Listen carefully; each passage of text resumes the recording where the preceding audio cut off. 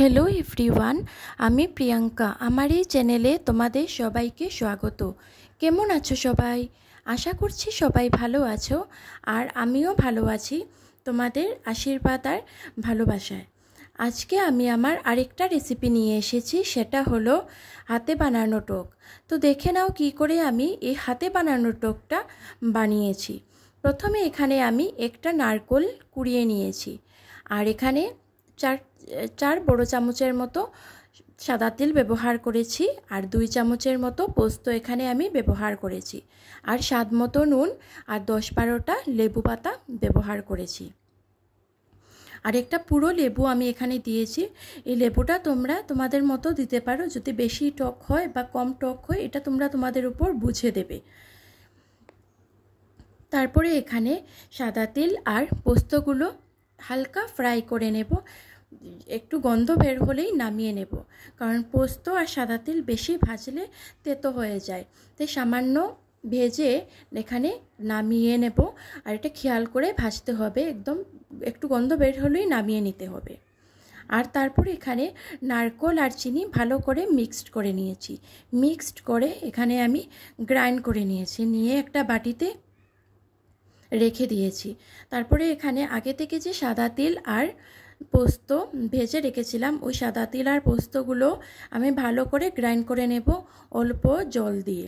এখানে ভালো করে গ্রাইন্ড করতে হবে, করে একটা সেম বাটিতে আমি রেখে দিয়েছি নারকেল আর চিনি, আর এখানে সাদা তিল আর পোস্ত ঢেলে দিয়ে এখানে আগে থেকে যে নিয়েছিলাম নুন, সেইগুলো নুনটাও এখানে স্বাদ মতো দিয়ে দেব। দিয়ে আমি তো এখানে একটা পুরো লেবু ব্যবহার করেছি আর লেবুগুলো পিস পিস করে কেটে রেখেছিলাম।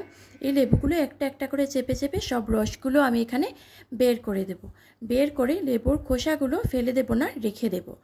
তারপর এখানে অল্প অল্প করে জল দিয়ে সবগুলো একসাথে ভালো করে মিক্সড করতে হবে। অল্প অল্প করে জল দিয়ে ভালো করে মিক্সড করে এখানে আগে থেকে যে 10-12টার মতো লেবু পাতা নিয়ে রেখেছিলাম, ওই লেবু পাতাগুলো ছিঁড়ে ছিঁড়ে একটা একটা করে দিয়ে দেব। লেবু পাতাগুলো দিয়ে ভালো করে আবারও মিক্সড করতে থাকবো। মিক্সড করে এখানে আগে থেকে যে লেবুর রস চেপে রেখেছিলাম আর লেবু খোসাগুলো ফেলে দেইনি, ওই লেবুগুলো এখানে দিয়ে দেব। দিয়ে আধা ঘন্টার মতো এখানে সবগুলো একসাথে ঢেকে রেখে দেব।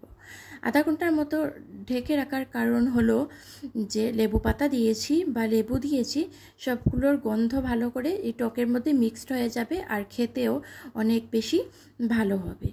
তোমরা তো অনেক রকম টক খেয়েছো, যেমন ধরো আমের টক, এগুলো সব বানিয়ে খেয়েছো। এইভাবে একবার হাতের টক বানিয়ে খেয়ে দেখবে, অনেক বেশি সুস্বাদু হয়। আমার তো অনেক বেশি পছন্দ এই হাতে বানানো টক।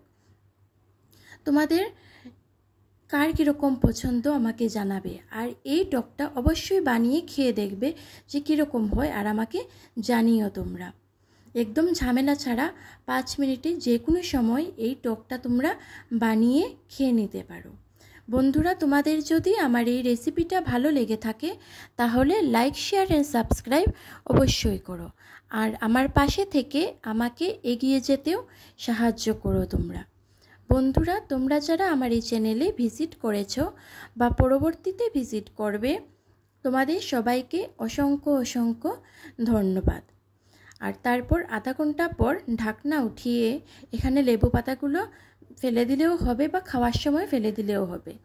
যতক্ষণ থাকবে লেবু পাতাগুলো ততক্ষণ ভালো, গন্ধটা ভালো বের হয় আর খেতেও অনেক বেশি ভালো হয়। আমার অনেক বেশি পছন্দ এই হাতে বানানো টক। তোমরা যে কোনো সময় হাতে বানানো টক বানিয়ে খেয়ে নিতে